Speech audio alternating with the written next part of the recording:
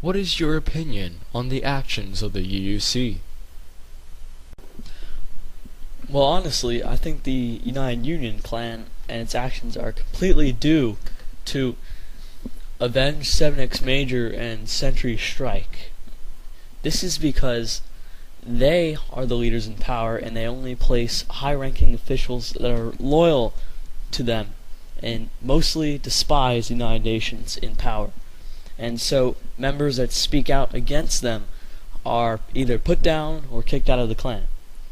And its actions, the UUC, well, they have sent assassins like their SEAL team to try and kill United Nations leaders, and plans to kill UN members to start conflicts, and further plots to start wars with the United Nations. How about the proven use of expressing hate throughout members into hating the UN? When the UN originally interrogated or questioned the UUC members, many of them had quite a response when I asked about this.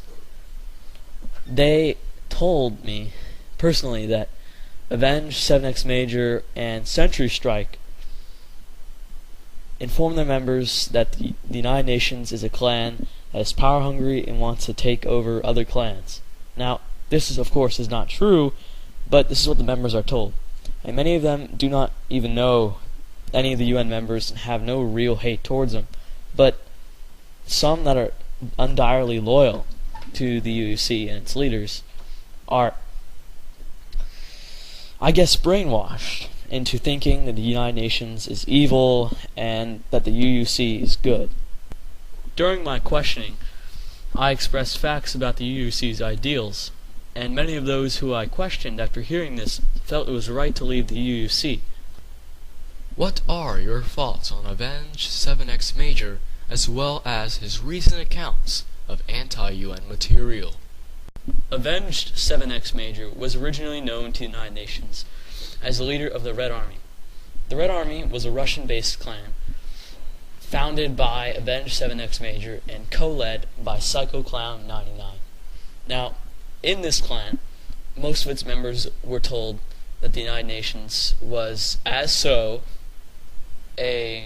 evil, dictatorship. Well, once Avenged left that clan and, left it in the dust with PsychoClown, he joined the United Union. Now, in the United Union, he had already gained Sentry's trust and friendship. So, Sentry gave him the position as leader of the UUN, the United Union Navy. Now, once in command of the Navy, he gained support from many of the members by spreading and manipulating its members to further hate the UN, and the actions that led up to me being killed on my own naval training map, and further manipulation. What are your views on SentryStrike's leadership position? As a leader of the United Union, SentryStrike supposedly must fill the roles as a leader. He must contribute to the clan, assist it in wars, do what a leader does. But as far as I can see, Sentry has only been doing half of his part. He easily was manipulated by Avenged and so forth, is being puppeted by Avenged 7X Major. Whatever Avenged does, Sentry has to go patch it up. Like if Avenged attacks a clan without just reason, Sentry will patch it up and say sorry. Or if it's a good cause to Sentry, or supposedly, Sentry will let it continue and then blame it on Avenged when someone asks them about it.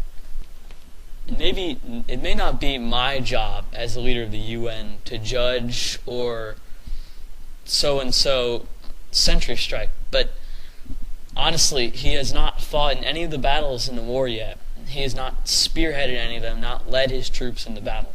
That's a poor leadership skill to me. Now, Sentry has also allowed his members to act unprofessional in the field of combat, taunting, using language extensively, and permitting his his quote-unquote leaders, like admirals that should be holding a high position, letting them do whatever they want. Okay? By doing whatever they want, I don't mean like he needs to be a control freak or anything. I'm just saying like they are joining games, killing people, getting away with it. And Sentry does nothing about this. And what about Congress? Congress is supposed to be the leading power in this clan. Well, they can't do anything about it because Congress hardly ever meets, so I hear from its members. Congress, most of its members are influenced by what Avenged or SentryStrike say. So there's really nothing to check his power. And so on forth, the UUC is led by a dictator. Now, from what I hear, where is the 600 or so members that the UUC supposedly have? Let this be known as my personal opinion. I believe the UUC is either exaggerating to an extreme amount their member count, and that the UUC honestly doesn't have that many members because their commanders, like Lone Gamer, say that they're all with SentryStrike all the time. But whenever we face them in some sort of conflict or battle, I see the same faces, the Navy SEALs, the only people fighting, and the Assault Division. So I honestly don't think the UC has 600 members. I'd approximate around 60 or less, not in the hundreds. What effect will this war have concluding on the UN and the UUC side? Well, honestly, I predict this war will have a negative and positive effect on both clans. Well, for one, the UN winning battles and losing battles can go back and forth between that. Losing morale, gaining morale, fighting battles, winning battles, losing battles. And the UUC, well, their members obviously show signs of war hungerness, so they may be gaining a boost in morale. Also, the effect of this war permanently rests upon the intentions of each clan in this two-sided war. Well, for one, alliances could be gathered on both sides, resulting in major hate or conflict in the future post-war. Okay?